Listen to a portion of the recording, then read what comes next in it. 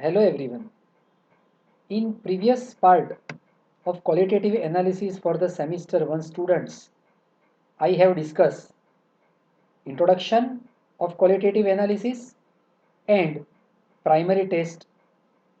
In this part 2, we will discuss dry test for the positive ion, which is also new for the students. There are 4 tests in this. So the first one is heating the substance in a dry test tube. You have to perform this test only in the completely dry test tube. Your test tube shouldn't be wet.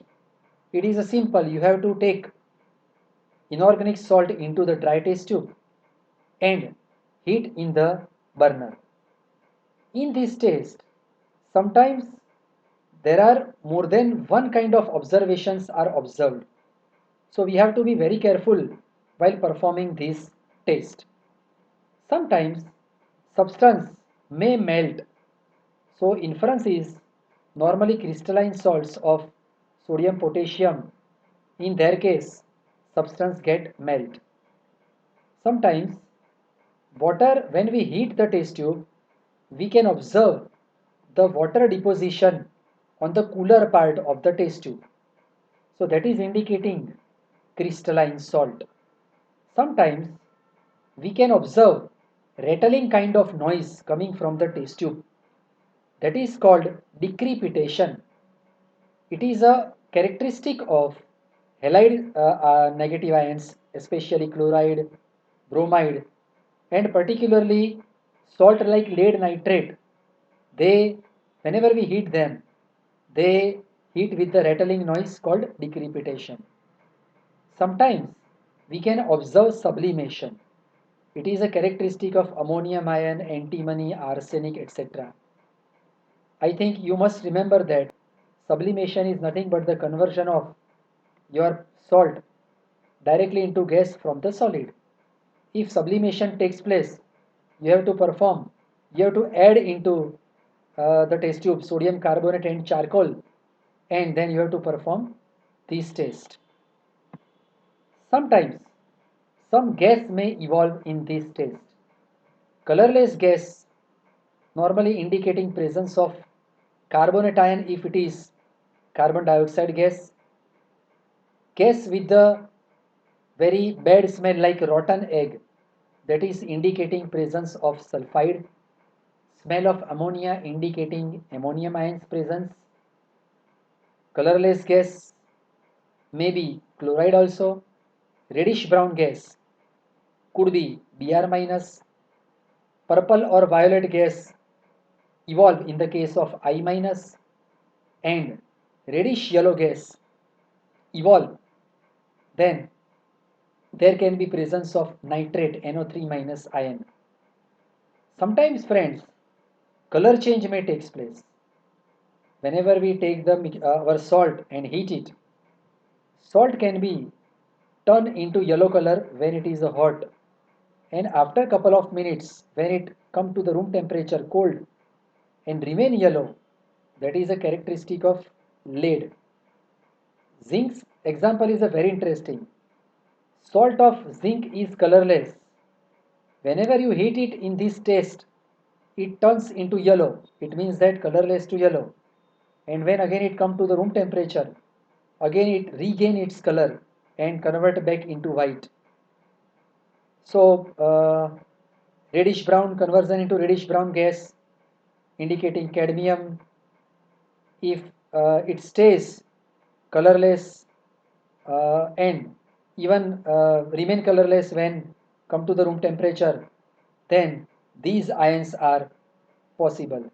So friends, as we have discussed, in this test, heating the substance in a dry test tube, see there are so many examples, and as I said, many examples may simultaneously, many observations are possible simultaneously.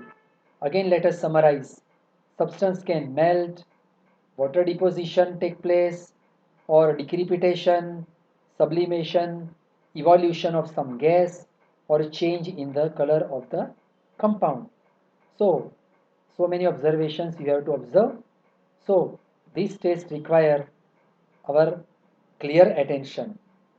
Next test is flame test. In the slide you can see that the flame of the different elements is shown. Lithium is showing crimson red flame, but in semester 1 mostly it is not in your syllabus. Sodium is showing here in the slide, it is a orange color, but actually I'm sorry, it gives golden yellow flame. This is a purple flame of potassium. Rubidium and cesium not in your part, it is in the post graduation. Calcium showing brick red color. ગુજરાતીમાં જેને ઈંટ જેવો લાલ રંગ કહેવાય તે. Strontium is showing crimson red color, very deep red color. Barium light green color, and copper showing bluish green color flame. Now let us discuss about flame test. Friends, first requisition of the flame test is cleaning of a platinum wire. Whenever you purchase apparatus for the chemistry practical, in your kit box you have to bring platinum wire to the practical. Now platinum wire, we are taking hydrochloric acid into the test tube. We dip our platinum wire into it and we place it into the burner as shown in this figure. So that way we can clean the platinum wire. After cleaning the platinum wire, second step is preparing the paste of your compound into the hydrochloric acid. So how to prepare paste? In watch class, we are taking our powder slide and we are adding few drops of hydrochloric acid. So you can guess friends, because we are adding hydrochloric acid, so we can convert positive ion into its respective chloride salt. For example, suppose your powder having sodium ion, you are adding HCl, so it will convert into NaCl. If there is a potassium in your salt, it will convert into KCl with HCl. Barium will convert into BaCl2. Similarly, calcium will be CaCl2 with HCl. Now question may rise that why we have to prepare a paste in the HCl? And this question is being asked to you in the Viva also. So answer is that, friends, we want to, whenever we are heating the substance into a burner, inorganic salt having higher melting point. So we want to convert them into their volatile form.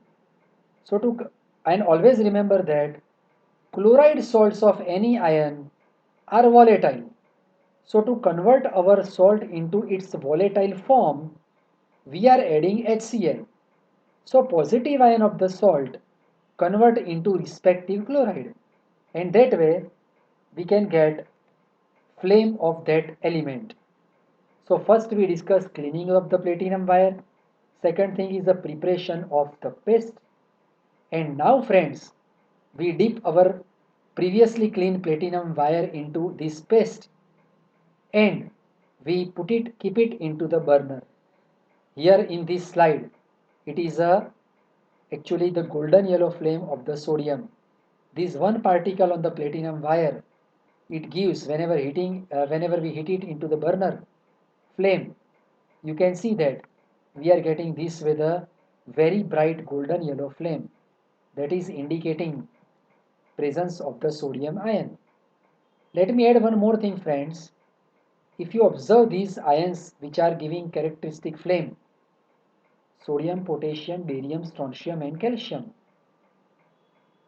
you will find that salt of all these ions, they are white. So that's why we teachers normally tell the students that because the ions giving characteristic flame are white, so if your salt is colored, in that case there are zero chances of presence of these ions. That's why we say that only perform this flame test when your salt is colorless. If your inorganic salt is colored, then without performing you can write that these ions, sodium, potassium, barium, strontium, calcium, may be absent. So this is a common sense, matter of common sense. Next test is called Borax bead test. This test is also performed by the uh, platinum wire. Uh, how to prepare a loop?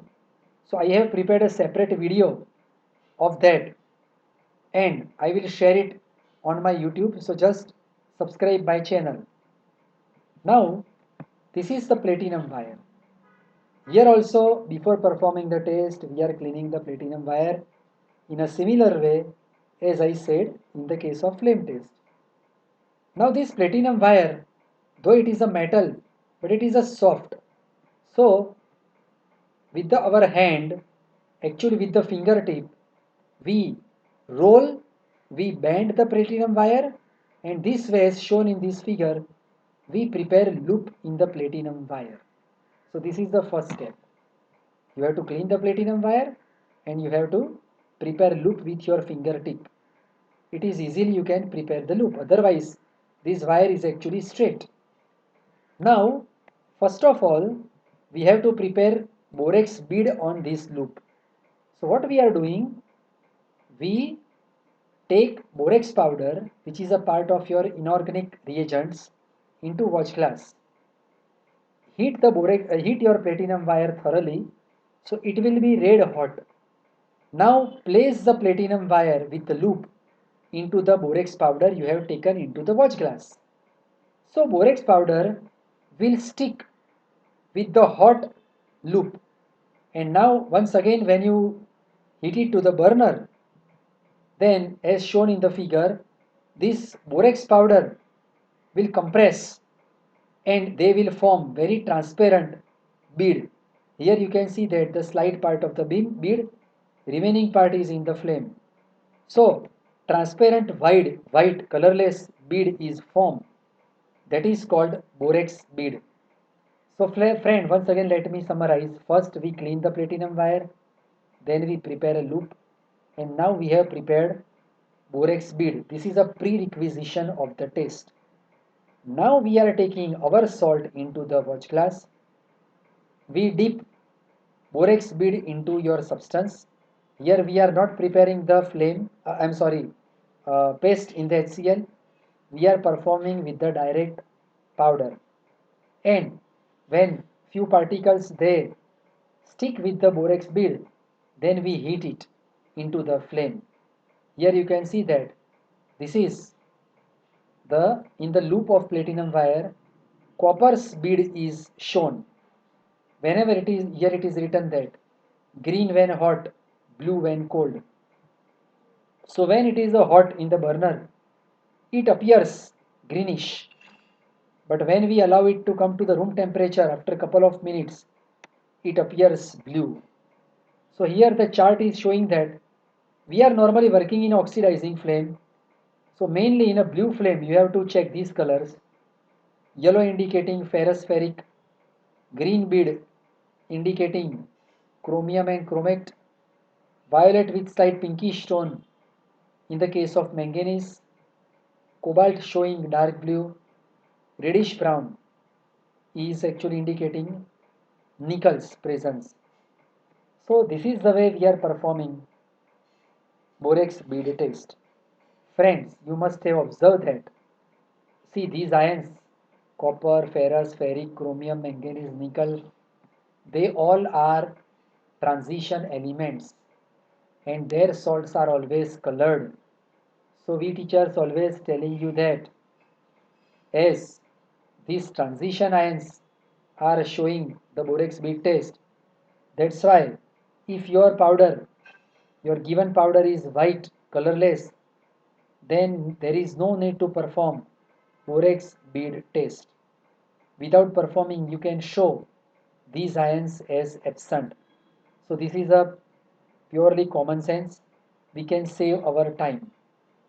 Now, after performing the borax bead test, we have to remove the bead from the loop of the platinum wire. So how to remove, that is also another technique. We again heat the borax bead into the burner and keep it or keep heating till it becomes red hot. Then after we can give the jerk at this part with our finger of another hand like we are doing in the playing the carom. So in a similar way we are forcing the striker.